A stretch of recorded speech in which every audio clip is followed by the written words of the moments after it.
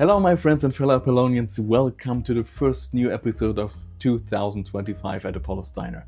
I'm your host Apaulo Jupiter, and I hope you all had a wonderful journey into the new year with delightful wishes, delicious dishes and plenty of joy.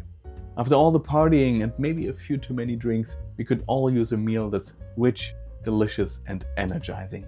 And what's better than a crispy schnitzel? Since veal can be tricky to find, chicken breast is a fantastic alternative, mostly easy to get and just as tasty. Golden, crispy and delicious chicken schnitzels are a treat for the taste buds and pair beautifully with so many sides. Let's get this golden delight onto your table. Welcome to Apollo's Diner. Everyone loves a good schnitzel. While the original Wiener Schnitzel will shine in a future episode, today we're transforming chicken breast into this timeless classic, and it will be just as mouthwatering. Let's get started! What you'll need for about 4 mouthwatering chicken schnitzel. 2 chicken breasts of about 200 grams each. If you can only find smaller ones, no worries, the recipe stays the same, you'll just end up with a few smaller schnitzels, but it just means you can make a few more. Salt and pepper. Clarified butter and vegetable oil like sunflower oil. Make sure it's an oil suitable for high temperatures. We'll probably use around 6 tablespoons of clarified butter and about 5 tablespoons of oil, depending on the size of your pan. The goal is to reach a depth of approximately 1 inch or about 2 centimeters. 2 eggs, plain regular flour, about 1 cup filled into a plate, a little bit of cream, about 1 tablespoon, and a 50-50 mix of fine breadcrumbs and coarse panko for the ultimate crispy coating. You'll need about half a cup of each, but this depends on the size of your schnitzel, so prepare a bit more just in case. Ideally, a meat tenderizer, though the bottom of the pan works too, it's just less precise. And some cling film. And that's about all we need. First, rinse the breasts with cold water.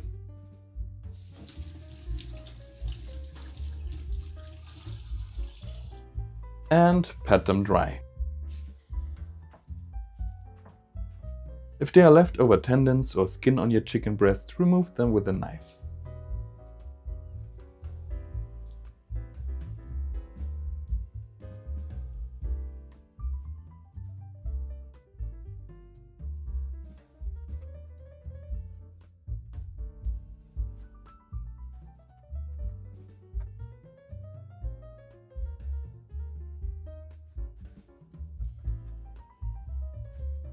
Now let us start by dividing our chicken breast into 2 flat pieces each. In order to do that, put your hand flat on top of the chicken breast while applying some slight pressure.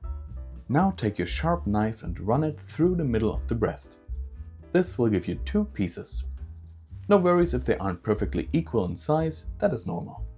Repeat that step for the second breast as well.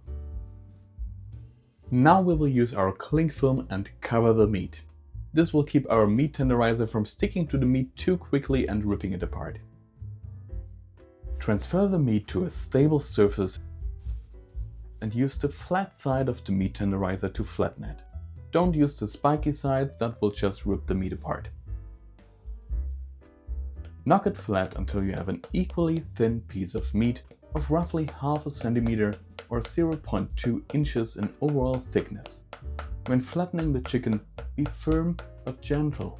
You're convincing it to become schnitzel, not punishing it for being chicken. So don't overdo it, as we want to be careful not to rip the meat apart. Should you prepare multiple schnitzels, be sure to replace the cling film after a while to prevent sticking.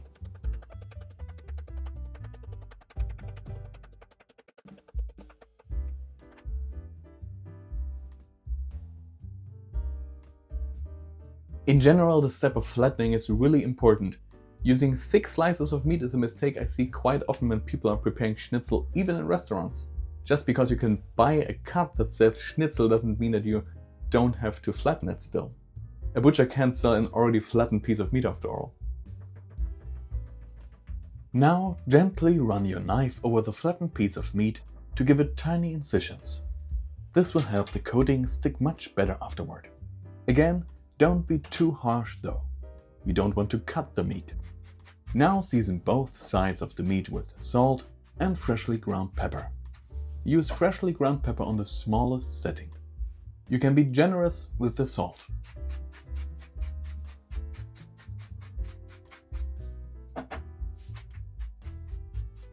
Now it is time to build our little coating street. Set up 3 different plates that will then lead up to the frying pan. In the first one, you will put your cup of all-purpose flour. Into the next one, beat the 2 eggs, mix them well, and also add a tablespoon of cream and mix again.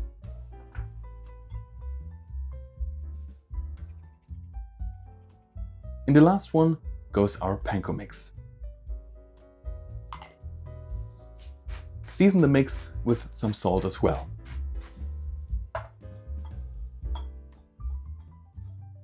Next up, we will put our clarified butter and the sunflower oil into the pan. As I mentioned earlier, you should reach a depth of about 1 inch or 1 to 2 centimeters. At least half your schnitzel should be covered in oil afterward.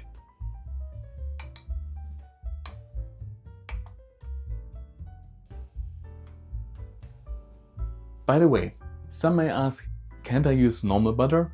No. Normal butter still contains proteins that will burn when heated too high. That's why we use clarified butter, which is perfect for high temperatures and will still give you that buttery aroma. Now, getting the right temperature of the oil is the most crucial and also a bit tricky part.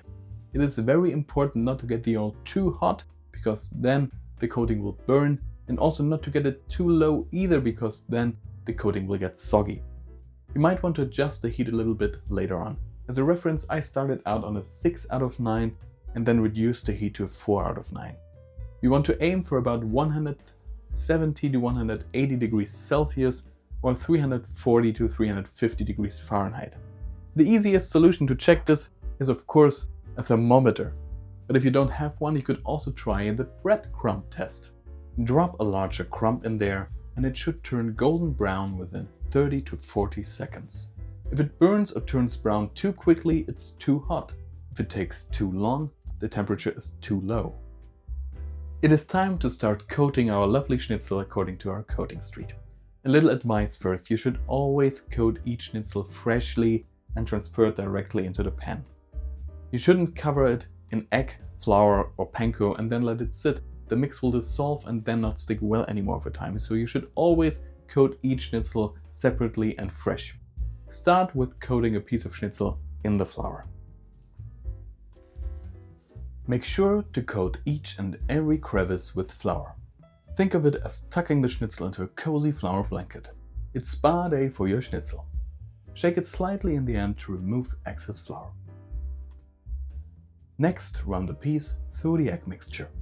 Make sure once again that everything is covered well. Also, let excess mixture drip off at the end. Now cover the schnitzel in our panko mix. Make sure that each and every inch is covered well in panko. Press the panko only lightly onto the schnitzel. Once it is covered well, transfer the schnitzel directly into the pan. Lay it into the pan pointing away from you so you don't splash oil onto yourself. We want to cook dinner and not give ourselves an oil facial. Gently and continuously splash some oil with your wooden spoon over the schnitzel. This will help to fry it evenly and reach the deeper areas that would otherwise not brown as well. Once the edges of the schnitzel turn golden, turn it around and repeat the process on the other side.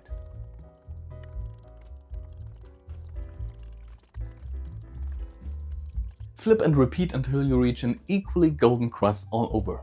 A general guideline is to flip it after about 40 seconds to a minute. The schnitzel will probably be done after about 3 to 4 minutes in total, or once it is golden brown all over.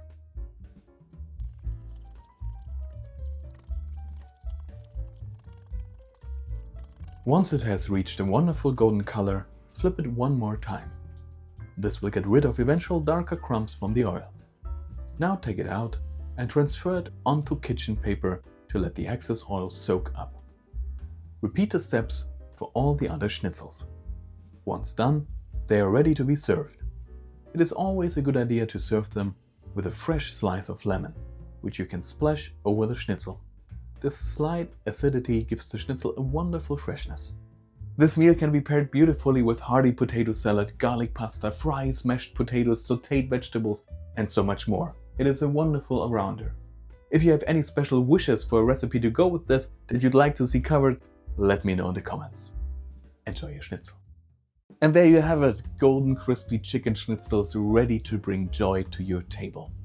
Thank you for joining me in the kitchen today. If you enjoyed this episode, please give it a thumbs up and subscribe for more delicious recipes and creative ideas. Got a favorite schnitzel side dish or recipe you'd love to see next? Share it in the comments below. And also don't miss this wonderful winter dish right here. Until next time, my friends and fellow Polonians, I'm wishing you warmth, joy, and a wonderful start to the new year. Stay tuned for the next episode. Thank you, and I'll see you then.